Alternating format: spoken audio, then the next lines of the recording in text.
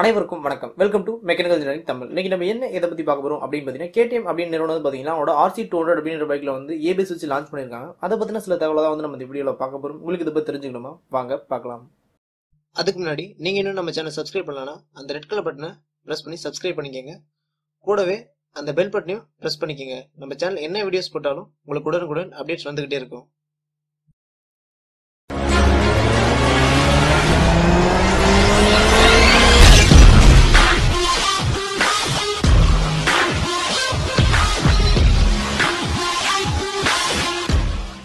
KTM நிறுவனத்தோட KTM Duke பைக்கா இருக்கட்டும் இல்ல வந்து RC பைக்கா இருக்கட்டும், இரண்டுமே வந்து அந்த நிறுவனத்தை பொறுத்தவரை கொஞ்சம் ஃபேமஸான பைக் அப்படின்னு சொல்லுவேன். அது மட்டும் இல்லாம அந்த பைக்ஸ்க்கான ஃபேன் பேஸும் வந்து குறையாமலே இருக்கு அப்படின்னு சொல்லலாம்.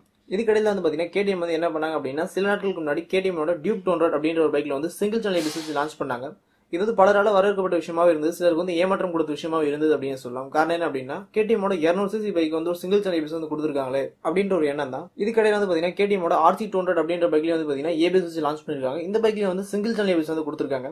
இது வந்து ஒரு வரவேற்கத்தக்க விஷயம் அப்படின்னு சொல்லலாம். இருந்தாலுமே வந்து KTM ஒரு 200cc பைக்ஸ் அப்படின்னு எடுத்துக்கிட்டோம் அப்படின்னா, மற்ற கம்பெனியோட 200cc பைக்ஸை கம்பேர் பண்ணும்போது KTM பைக்ஸோட பர்ஃபார்மன்ஸ் வந்து ரொம்ப அதிகம். அப்படி இருக்கப்போ இந்த பைக்ல வந்து டியூல் சேனல் ABS கொடுத்துருக்கலாம் அப்படின்றத வந்து என்னோட ஒரு எண்ணம். உங்களோட கருத்துக்கள் என்ன அப்படின்றத வந்து கமெண்ட்ல சொல்லுங்க. இந்த ABS அப்டேட்டை தவிர்த்து இந்த KTM RC200 அப்படின்ற பைக்ல வந்து வேற எதுவுமே வந்து மெக்கானிக்கலா சேஞ்சஸ் பண்ணல. அதாவது அதே 199cc தான், single cylinder liquid cooled engine. இந்த வண்டியோட BH மற்றும் டார்க் பத்தி பார்த்தோம் அப்படின்னா 23 bhp கொடுத்துருக்காங்க. டார்க் அப்படின்னு பார்க்கும்போது 19.2 Nm டார்க் வந்து கொடுத்துருக்காங்க. அடுத்து வண்டியோட ஃபியூல் டெலி டைப் அப்படின்னு பார்க்கும்போது ஃபியூல் இன்ஜெக்ஷன் தான். அடுத்து வண்டியோட ஃபியூல் டேங்க் கெபாசிட்டி அப்படின்னு பார்த்தா அப்படின்னா 10 லிட்டர் வந்து ஃபியூல் டேங்க் கெபாசிட்டி கொடுத்துருக்காங்க. அடுத்து வண்டியோட கியர்ஸ் அப்படின்னு பார்க்கும்போது 6 ஸ்பீட் டிரான்ஸ்மிஷன், அதாவது 6 கியர்ஸ் வந்து வண்டியில கொடுத்துருக்காங்க.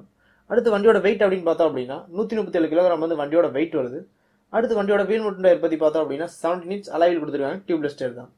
பிரேக்கிங் அப்படின்னு பார்க்கும்போது ரெண்டு வீலுமே இந்த டிஸ்பிளே கொடுத்துருக்காங்க. அது மட்டும் இல்லாம சிங்கிள் சேனல் ABS வந்து ஆப்ஷனலா கொடுத்துருக்காங்க. அடுத்து வண்டியோட ஹெட்லைட் மற்றும் டெய்லைட் பத்தி பார்த்தோம் அப்படின்னா ஹெட்லைட் வந்து ப்ரொஜெக்ஷன் ஹெட் லாம்ப் வந்து கொடுத்துருக்காங்க.